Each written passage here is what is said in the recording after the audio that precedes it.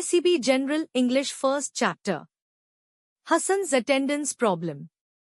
Chapter 1. Writer, Sudha Murthy. Mrs. Sudha Murthy is a teacher, social worker and a philanthropist. Her work speaks more than any words will. She is the spouse of humble Mr. Narayan Murthy, the founder of Infosys. Her contribution towards family, company and world is immense. Her humbleness reflects in her writing. Hassan's attendance problem describes the consequences of not taking things seriously and not working for the sake of knowledge. Only working for marks or money will lead one nowhere. She explains it with quintessential example of her student Hassan, who used to bunk a lot of her class. For many years now, I have been teaching computer science to students studying for their masters in computer applications at a college in Bangalore.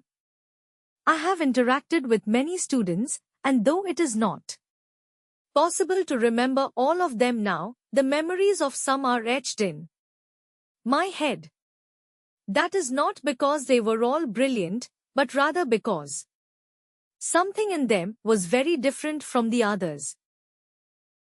In my first batch, there was a very bright boy called Hassan. He was tall, handsome, with a very good memory. He came from an affluent family, where he was the only son. Initially, I did not come to know of his existence at all, mainly because he was hardly ever present.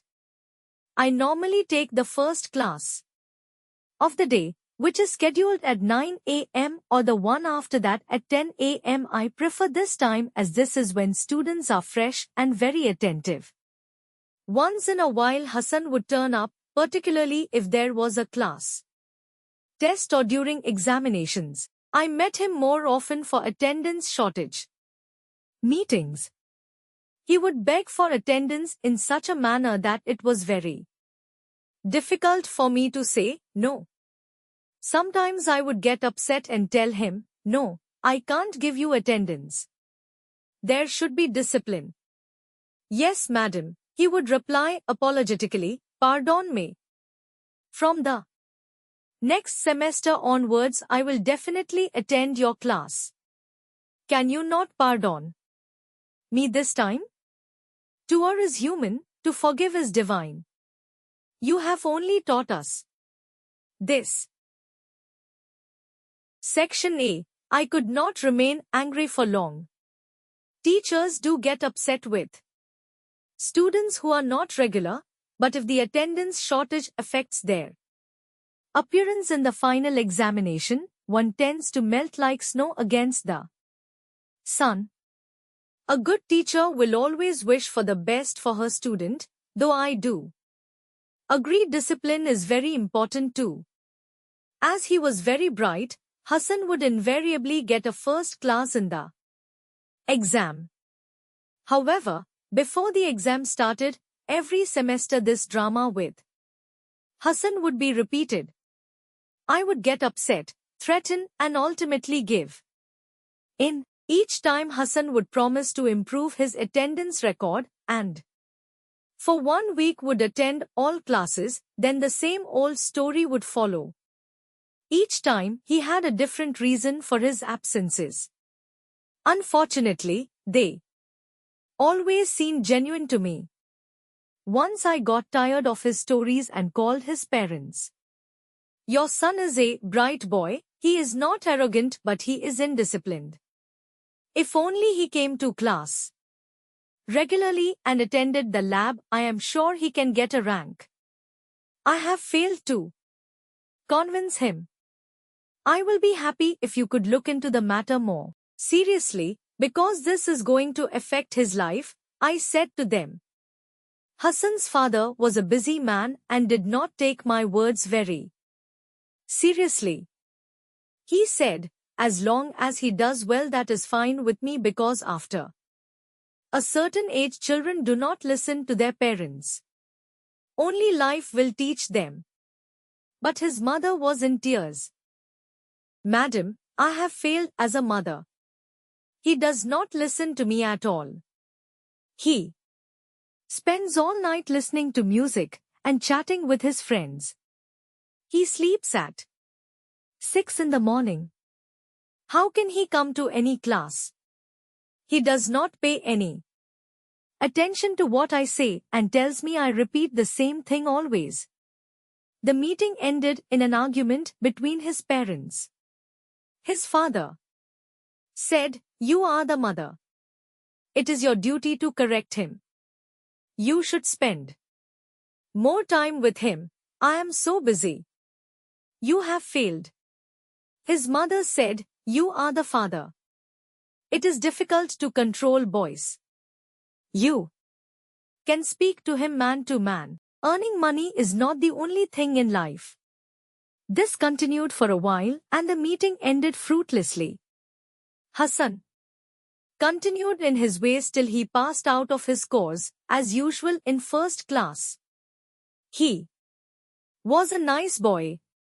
He came and thanked me. "Madam, thank you for teaching me for the last 3 years. Because of your kind heart I could get all my attendance. I wish all teachers were like you in the college." I laughed. "God willing, we will meet again." But I did not meet Hassan for a long time and forgot all about him. Years passed.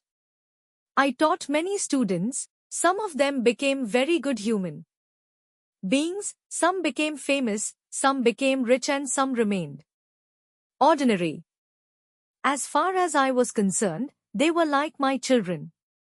Some remember me still and send invitations to weddings, naming ceremonies, housewarmings, etc. If I am in town I definitely try and attend, because for me their immense love is my strength. One Monday morning, my secretary told me that a person wanting to sell the latest software in high school teaching wanted to meet me.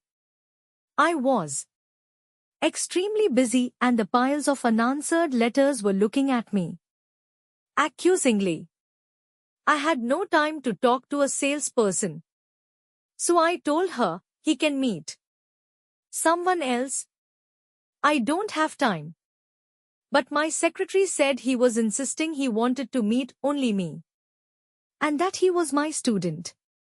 She knew how fond I was of all my students, so she had not been unable to say no to him.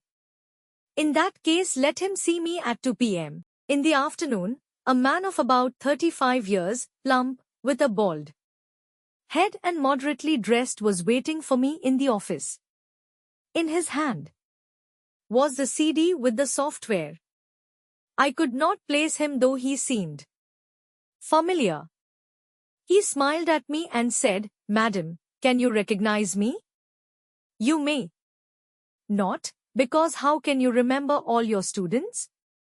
From a window you can see the outside world, but from the outside you cannot see all that is inside."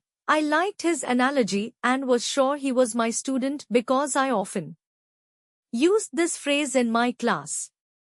Still I could not guess who he was. "Madam, I was the perpetual latecomer of your class." That is when the coin dropped.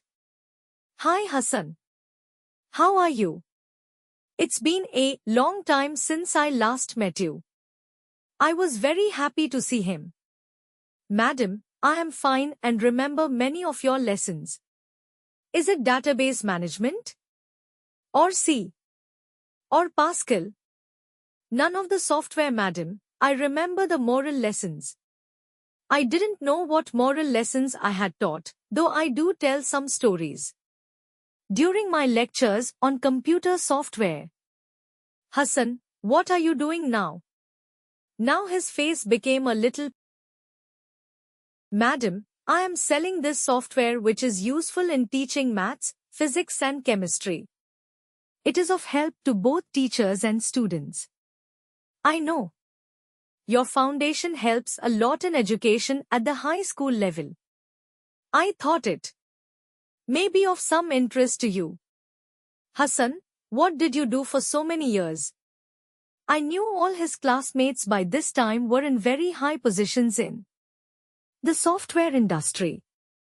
Hassan, being a bright student, should have definitely done well. Yet, on the contrary, he seemed to be doing a small job of selling high school software door to door. Madam, you know I was very irregular in college. The same habit continued even after my graduation. I would get up late and was very lazy. My mother would lose her temper and peace of mind. I did not bother. I took her for granted. After a lot of pressure from my parents, I took up a job. But I continued with the same habits of going late to office, not keeping appointments and not being responsible. I did not have the proper knowledge also. In college, I hardly studied. Getting a first class in the examination is not an index of the amount of knowledge one has. I would study just before the exams, guess the probable questions, and skip the chapters. I always thought I could somehow make it later. But without proper knowledge, it is difficult to work. I always laughed at those people who were hard workers. I used to make fun of them and called them nerds. Today, those nerds have become millionaires. Nobody liked me in my office because of my behavior. No employer would keep such an employee, and I lost whatever job I took up. In my frustration, I started quarreling at office as well as at home. Finally, my father got so fed up he told me to stay separately. He always gave me a lot of freedom, but I never picked up my own good habits. My state today is the result of my own habits. I felt sorry for Hassan, who with all his intelligence and good nature, could not make it. Hassan, you knew your faults, you could have improved and made a better life for yourself. There is always a start at any age. Don't get disappointed. You may have lost a battle, but you can still win the war. Madam, old habits die hard. But Hassan, it is possible to change your habits. There is nothing which is impossible. You only require willpower. You are yourself not aware of all your potential. Please remember, when elders say something, they do so because they want you to lead a better life than them. Excellence does not come by accident but by practice. I could see a twinkle in his eyes. I thought I saw a glimpse of the young bright Hassan. I will try my best, madam, he promised as he rose to leave. I have not met Hassan since that day. I hope to bump into him unexpectedly one